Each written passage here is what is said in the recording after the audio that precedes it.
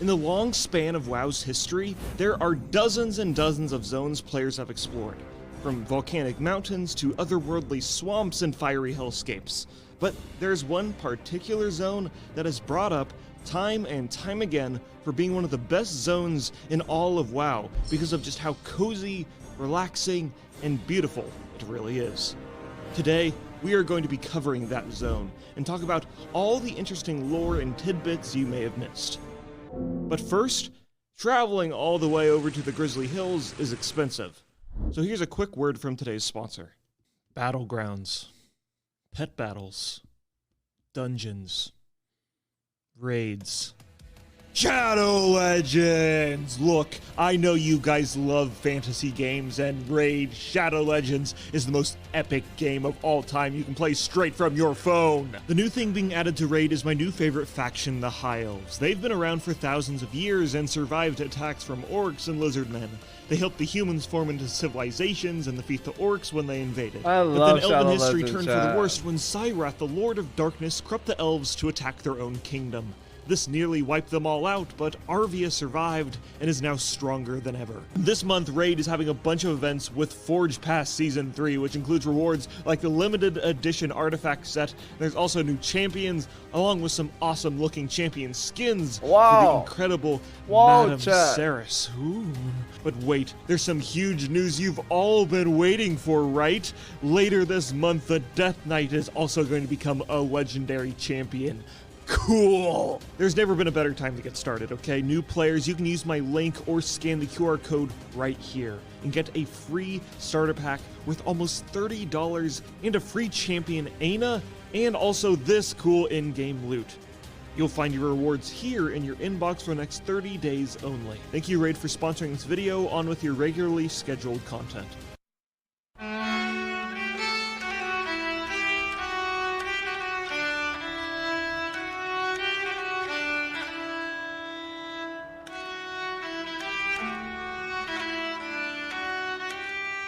Welcome to Grizzly Hills. If you ask any WoW player what their favorite zone in WoW is, 9 times out of 10, they're gonna say this zone, because Grizzly Hills is the coziest zone in all of Azeroth. Oh! Excellent! One of the factions you'll find within the trees are called the Trappers. These hunting humans have lived in Grizzly Hills long before the Horde and the Alliance ever arrived to fight in the war against the Lich King. When they exactly arrived here is unknown, and they're huge, like 7 to 8 feet tall. And yes, I know Blizzard likes to increase the size of NPCs, but like all of these humans are super, super tall. Anyways, recently, the Trappers have been dealing with a new, dangerous threat that has infiltrated their villages. A cabal has been spreading across the forest of Grizzly Hills called the Wolf Cult. In fact, there are rumors of people willingly accepting the Worgen curse because it would be a better fate than becoming a mindless zombie of the Scourge.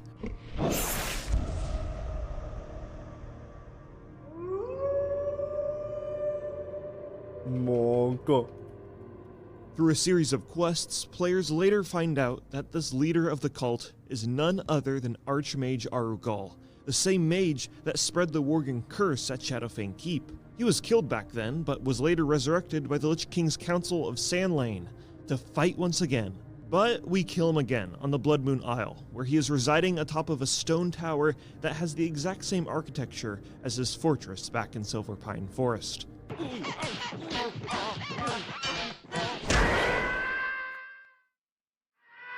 Oh, it's the same guy! The centerpiece for the Grizzly Hills is a humongous, hollowed-out stump How did he get named there? Vordrasil, which has an extensive history.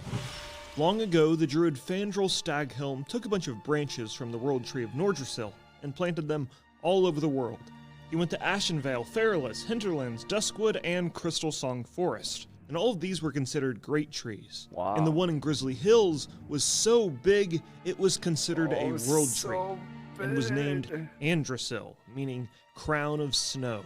The goal of this tree was to help stop the spread of Serenite in the area, a powerful ore that was literally the blood of the old god Yogg-Saron. But since Androssil was not blessed by the aspects like Nordrassil was, it was susceptible to old god corruption. Oops. Maybe you should have thought about that before you planted it, huh?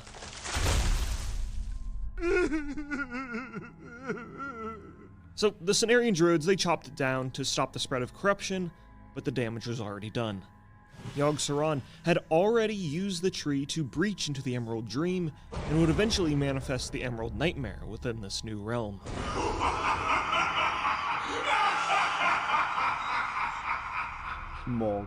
The stump of the tree was renamed to Vordrassil, meaning broken crown, and when we find it in Wrath of the Lich King, these dumbass furbolgs thought it was a good idea to make an entire village within a dangerously corrupted dead tree, and now they all went insane and they're trying to kill each other. Even worse, they managed to resurrect the wild god Ursoc using the powers of Vordrassil and corrupted him in the process, and oh boy, you know what? Let's just go over Ursoc's lore real quick, because it is hilariously tragic. Okay, so Ursoc fights in the War of the Ancients and is killed by demons. Now, there are 3 realms a wild god like Ursoc can go to. Our normal reality, Ardenweald, which is the place where all nature spirits go when they die, and the Emerald Dream, which is the life realm where they do life stuff. I don't know, it's very vague. Point is, you think Ursoc would go to the nature death realm when he died, but that hadn't been written yet, so he goes to the Emerald Dream. Then he gets pulled out of the dream and resurrected by furbolgs, and then he dies again. He still does not go to Ardenweald because it hasn't been written yet, and he goes to the Emerald Dream again, where he gets corrupted again in the Emerald Nightmare raid, and we kill him again. Now Ardenweald has been written into the lore, and his spirit goes there, but they're going through a drought, and the Winter Queen goes, "Wow, this bear fucking sucks." Legend. Holy God, just notice the Savix himself. Holy God. Yo, bullshit. Thank you for the 13 months. Appreciate it. Dude, I remember Ursoc, man.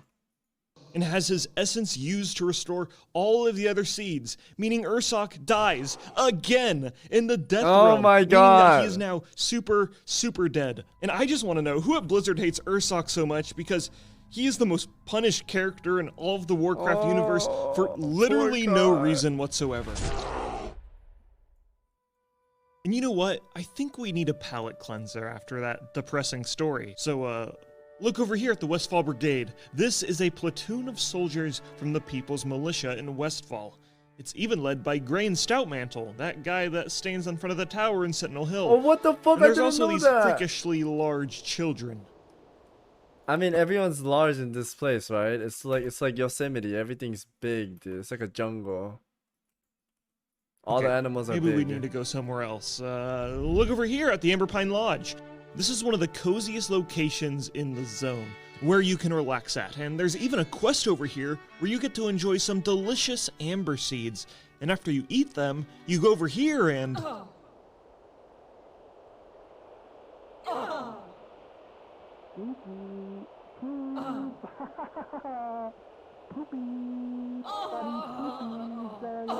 Okay, well, maybe we can just move on real quick to, okay, here we go. I remember that. Nothing is more cozy than deforestation. Here at Blue Sky Logging Camp. Here we can listen to the relaxing ambient sounds of trees being cut down. And this area is a big PvP zone where you'll never actually find anyone because nobody actually does World PvP in 2022. But the real reason why we're here is because of the best feature in all of Grizzly Hills. No, the best feature in all of World of Warcraft. Travel up these stairs, talk to this dwarf, and you can take an exhilarating log ride all the way down the Grizzly Hills Rapids. Watch as you gracefully move through these rapids at an exhilarating speed.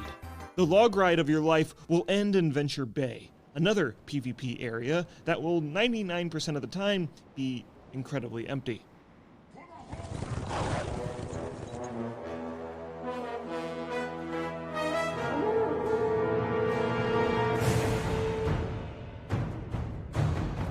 Here in Conquest Hold, the Horde are establishing a foothold in the Grizzly Hills. The commander of this platoon is named Conqueror Krenna, who is always flanked on either side by her pretty boy Blood Elf bodyguards. But many don't know that Conqueror Krenna has an extensive history. In the short story Heart of War, it follows Garrosh Hellscream when he first arrives in Orgrimmar. In one of the sections of the story, Garrosh runs into Krenna and her sister Gorgona. Krenna talks about how she isn't impressed by Garrosh's lineage since his father, Grom Hellscream, was the first one to drink demon blood and doom the Orcish race. And now look at them. They're in a crappy desert with no resources, they have to constantly import supplies, and they are surrounded on all sides by enemies. Quite frankly, the Horde sucks, Grom sucked, and Thrall sucks.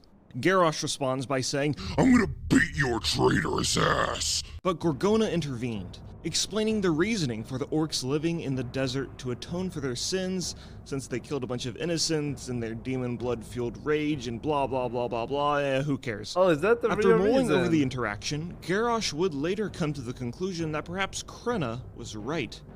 The Horde may in fact be led by an idiot who doesn't care for the well-being of his people. Garrosh would later 1v1 Thrall, but that is a story for another time. Back to Krenna. In the Conquest Hold, there is a long quest chain where you help her and the other soldiers in the barracks. Throughout this quest chain, Krenna is a cold, brutal leader who deals out extreme punishments to those that don't follow her direct orders. For example, she wanted to break the leg of a hide trader for not having enough hide.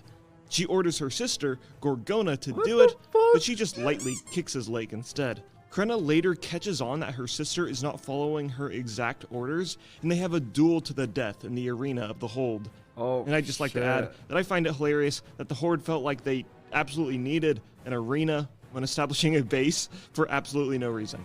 The duel ends with Gorgonzola winning, and she becomes the new commander of the fortress. But she killed the pretty boy Blood Elves in the duel. That feels bad.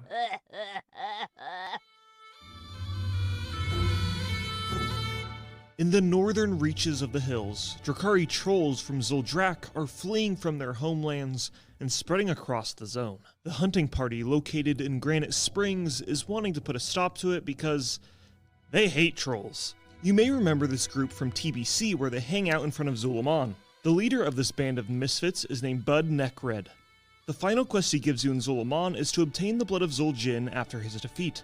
When handed the blood, Bud will toss it into the fire, which enrages the troll spirits, and they sweep him up and throw him into the fire as well. When we find him again in Wrath, he has gone utterly insane and is convinced that he is now a troll. You go on a quest with him where he thinks he's playing tag with his fellow trolls, but in reality, he's just sneaking up on them and whacking them over the head with a frying pan. Bud and his band of adventurers would later come back in the Cataclysm expansion, but Bud's troll delusions seemed to be a phase, but his insanity wasn't. Ooh, shiny. Hey! That's who it was? Oh Another my god, I interesting character remember in the Granite that. Springs camp is the imprisoned Drakari troll named Drakuru. He takes you on a long quest chain that starts with him proposing a truce to the player, and he will offer them knowledge about the Drakari trolls. Both Drakuru and the player character cut their hands with a knife and give each other a firm handshake. Then you go and do some quests, and then you go to the Draktheron Keep dungeon, where at the end of the dungeon, Drakuru betrays you and teams up with the Lich King. Oh my god, and then you do nothing about it. And then you leave the dungeon. And the later part of the story is in Zuldrak, so we won't be covering that in this video. Just kidding, we are! The player character then disguises themselves as a member of the Scourge and betrays the betrayer. And in the Troll's final moments, he summons the Lich King to defeat the player character, but instead, he just cuts Drakuru's head clean off. I spare your insignificant life as a reward for this amusing betrayal. There may yet be a shred of potential in you. Be warned. When next we meet, I shall require much more to justify your life. Holy. And that is all there really is to talk about relating to the zone of Grizzly Hills. Yes, there are other parts of the zone I didn't talk about, but that's for a very important reason. They're boring. Feels bad, man.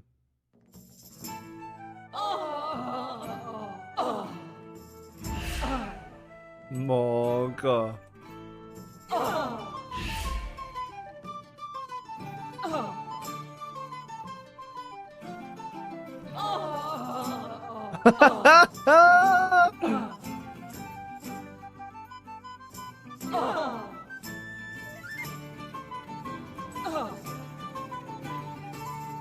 King's honor, friend.